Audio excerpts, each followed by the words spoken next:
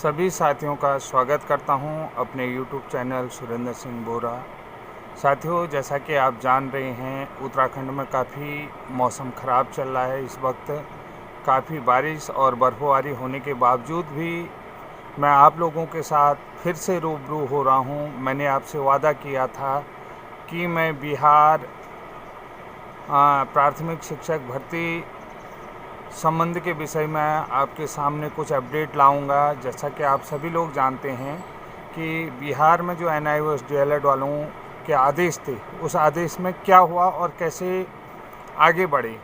तो साथियों, जैसा कि आप जानते हैं, 8 जून सोमवार को शिक्षा विभाग ने प्रारंभिक शिक्षकों के नियोजन का जो शेड्यूल था उसको संशोधित करके नया शेड्यूल जारी किया था। तो NIOS जो 18 महीने का जो है सेवाकालीन डिप्लोमा इन एलिमेंट्री एजुकेशन कर चुके अभ्यर्थी थे, टेट पास थे, तो उनको प्राथमिक शिक्षक भर्ती में आवेदन करने का मौका दिया गया। ऐसा पटना हाईकोर्ट के आदेश के अनुसार से हुआ। जैसा कि आप लोग जानते हैं, NIOS द्वारा संचालित 18 महीने का जो DLED था प्लस CTET या TET था, तो वह जो है कि NCT से करेक्ट जवाब मिलने के बाद कि NCT ने कहा कि ये कोर्स हमारे यहाँ से मान्यता प्राप्त है। इसी प्रकार से जो ब्रिज कोर्स है वो भी मान्यता प्राप्त है। आप लोग सभी लोग जानते हैं, NCT के मानकों के अनुसार हुआ है और RT की धारा के अनुसार ही हुआ है। NIOS द्वारा संचालित 18 महीने का DLED plus TET plus CTET Bihar प्रारंभिक शिक्षा में जो है नियोजन के संबंध में जो है कि आवेदन प्रक्रिया में शामिल हो सकते हैं। अब जो है कि प्रारंभिक शिक्षा निदेशक डॉक्टर रंजीत सिंह ने साफ कर दिया था कि जो लोग अगर पंचायत स्तर पर आवेदन नहीं कर सकते हैं तो वो ब्लॉक स्तर पर भी आवेदन कर सकते हैं। तो यानी कि अब आप समझ रहे हैं कि जो बिहार में प्रारंभिक शिक्षक का कैडर है वो आज भी ब्लॉक स्तर पर चयन प्रक्रिया हो रही है। ठीक है, ये चीज़ मैं आपको पहले भी कह चुका हूँ, अब भी कह रहा हूँ कि तो जो बिहार के निदेशक हैं प्रारंभिक शिक्षा रंजीत कुमार सिंह ने साफ कर दिया था कि जो पंचायत स्तर पर आवेदन नहीं कर सकते हैं तो वो लोग ब्लॉक स्तर पर भी आवेदन कर सकते हैं। वर्तमान समय में जो है कि बिहार के शिक्षा मंत्री ने कह दिया था कि 7वें चरण की जो काउंसलिंग होगी वो मार्च तक अपडेट हो जाएगी। तो मार्च तक अपडेट हो जाएगी। तो इसमें देखिए, अभी वहाँ का नोटिफिकेशन आ चुका है और 7वें चरण की काउंसलिंग के बारे में नोटिफिकेशन कह दिया। तो उसमें क्या क्या चीज़ें हैं ये चीज़ आप देख रहे हैं।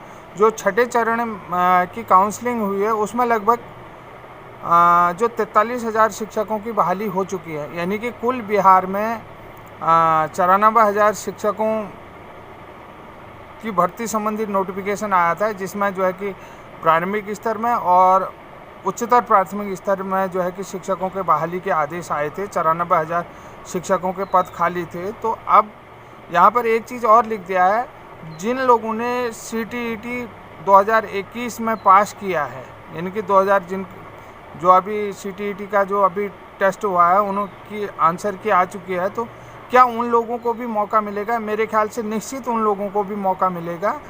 अब जो 43,000 शिक्षकों को जो है काउंसलिंग के बाद जो है नियुक्ति पत्र जारी कर दिए हैं। अब बचे लगभग 48,000। जो 7वें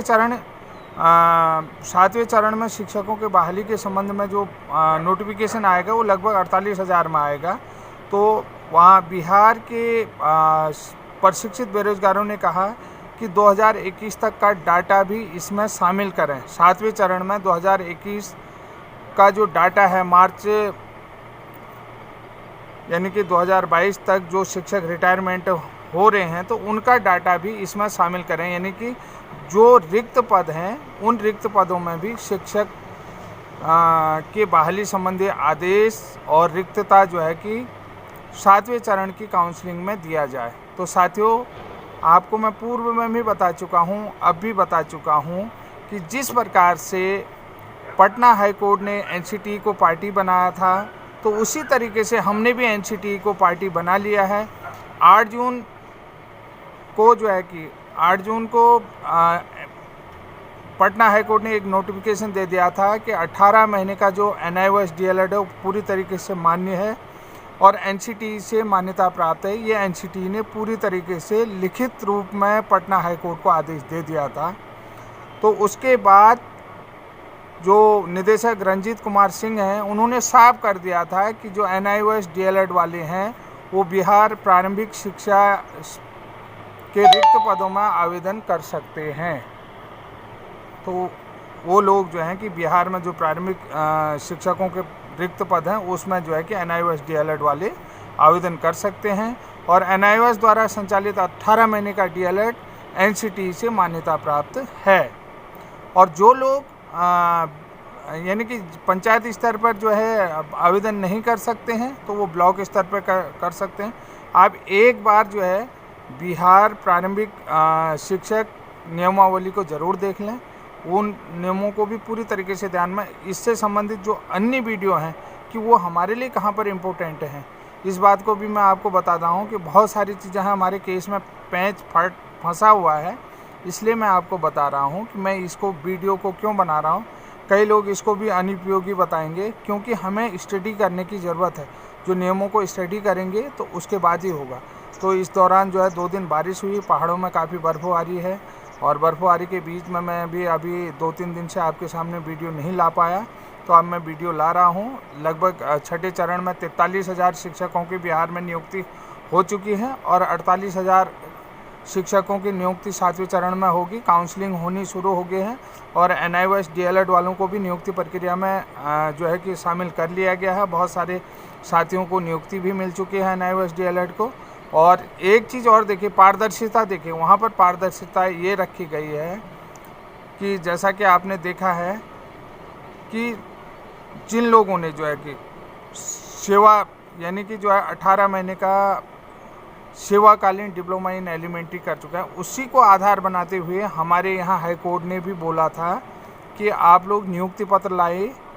नियुक्ति पत्र अगर आपके पास है तो मैं अभी कर देता हूँ। एक ऐसा सवाल उठा था जो सेवाकालीन डिप्लोमा इन एलिमेंट्री एजुकेशन है, जिस विद्यालय में आपने पढ़ाया था उस विद्यालय का नियुक्ति पत्र लाओ। तो शायद वो किसी के पास होगा भी नहीं, हो सकता है बिहार में सभी लोगों को नियुक्ति पत्र हो उनके पास या कोई ऑर्डर हो, तो उस विषय में मैं नहीं कह सकता हूँ। लेकिन ये इसी तरीके से कहा था कि क्योंकि पटना हाई कोर्ट ने लिखा था NIOS से 18 महीने का सेवाकालीन डिप्लोमा इन एलिमेंट्री एजुकेशन को मान्यता दी गई है, तो इसीलिए उन्होंने जो है कि नियुक्ति पत्र मांगे होंगे। तो आप साथियों ज़्यादा न कहते हुए आप लोगों से विदा लेता हूँ। जय उत्तराखंड, जय भारत।